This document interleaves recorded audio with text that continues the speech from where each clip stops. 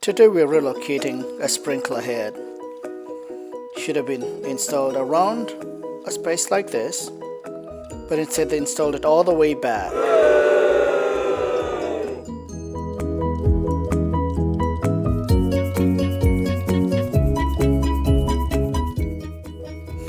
Make sure the water is turned off at the main and cut the pipe.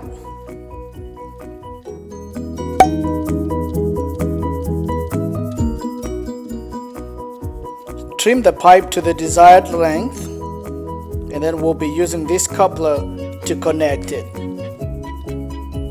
This coupler is available at any hardware store. We'll also be using this handy pack that comes with a primer and a cement.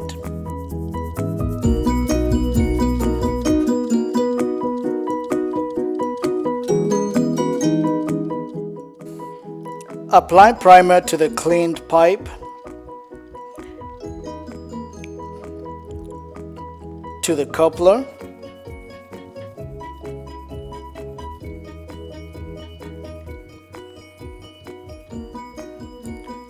And to the other pipe that's being connected.